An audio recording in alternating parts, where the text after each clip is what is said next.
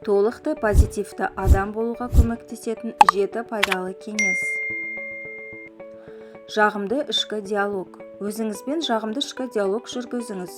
Өзіңіздің ішкі диалогыңызды қадағалап, оң әрі шын мәнінде бар мәлімдемелерді осы шақта айтыңыз. Мысалы, менің қолымнан келеді. Мен өзімді жақсы сезініп тұрмын. Мен жауапты адаммын. Бұл жетістікке жеткен адамдардың уақыттарының көп бөлігінде ойлайтын ойлары мен сөздері. Психологтар көңіл күйдің 95%-ын күні бойы өзіміз жайлы айтатын сөздеріміз анықтайтынын білдіреді. Ол ішкі диалог деп аталады. Бұл күні бойы қалыптасатын ой мен сезімдердің ағыны. Олар санаңыз арқылы өтеді. Егер сіз біле тұра өзіңізбен жағымды диалог жүргізбесеңіз, онда автоматты түрде сізді бақытсыз етіп, уайымдауға мәжбүрлейтін нәрселерді ойлай бастайсыз. Есіңізде болсын, сіздің санаңыз бос кеңістік емес, ол ешқашанда бос болып қалмайды. Егер сіз оны дұрыс ойлармен толтырмасаңыз, онда ол теріс ойларға толы болады.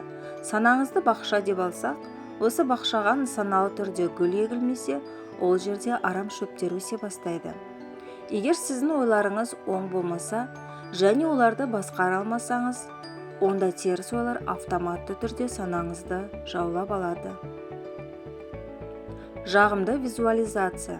Қазіргі уақытта сізде бар ең мықты қабілеттің бірі визуализация жасау.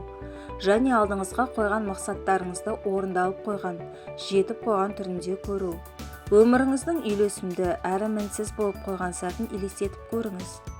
Бұған қол жеткізу үшін қажет болған болымды міндеттеріңіз бен мақсаттарыңызды және мінсіз өміріңізді елестетіп көріңіз. Және бұл көріністі санаңызда жиі ойнатыңыз.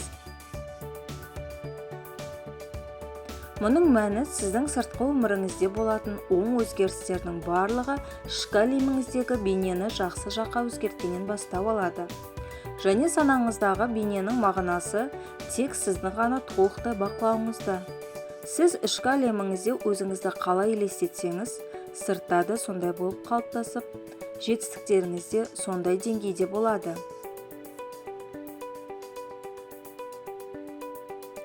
Позитивті адамдар. Өмір сүретін, араласатын және бірге жұмыс істейтін қоғамдағы таңдауыңыз басқа аспектілермен салыстырғанда сіздің сезімдеріңіз бен жетістіктеріңізге өз әсерін көбірек тигізеді.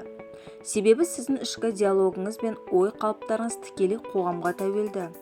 Барынша негативті адамдардан аулақ жүріңіз. Өйткені олар өміріңіздегі бақытсыздықтың ең басты себебі болып табылады. Ақылға дұрыс қорек беру. Деніңіздің саулығы ағзаңыз үшін пайдалы, сапалы азық берумен тікелей қатысы бар. Сол сияқты санаңыздың саулығы да оны немен қоректендіретіңізге байланысты. Сізге жігер, білім, шабыт беретін кітаптар мен мақалалар оқыңыз. Көлікте немесе бос уақытыңызда конструктивті, позитивті аудио жазбаларды тыңдаңыз. Білім және нәр беретін бағдарламаларды, онлайн курстарды, мотивация беретін материалдарды қараңыз. Әр жаңа нәрсе үйренген сайын миыңыз бақыт гормоны саналатын эндорфинді бөледі.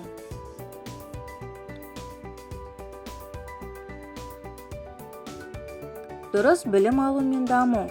Бұл өмірде көптеген адамдар істерін шектеулі қаражатпен бастайды. Кейде тіпті ақшасыз да. Әдетте кез келген байлық қарапайым қызмет көрсетуден басталады. Бүгінгі күнде биіктен көрінген адамдардың көбі нөлден бастап алған.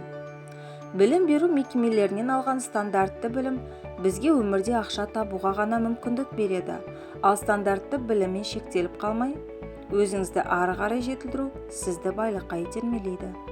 Өзіңізді білімге, өз-өзіңізді дамытуға, жетілдіруге арнап, іс-әрекетіңіз бен ойыңызды сапалы әрі тиімді етсеңіз, өміріңізді толықтай бақылауға алып, жаңа белестерді бағындыру үшін шыңға ұмтылу жылдамдығыңызды үдемелі түрде көбейте аласыз.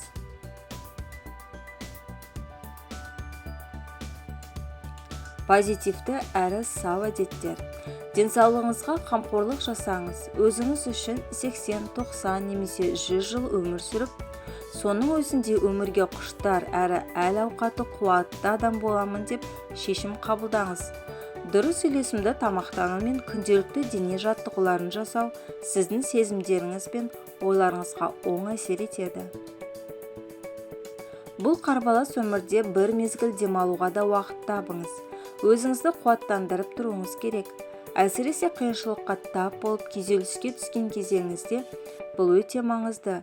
Жұмыс пен демалыстың арасында баланс таба біліңіз. Оң үміт. Бұл позитивті тұлға болып қалыптасу үшін, қорытындылар оң болып, өмірде ең үздік нәтижелерге жету үшін қолданылатын ең мықты әдіс болып табылады.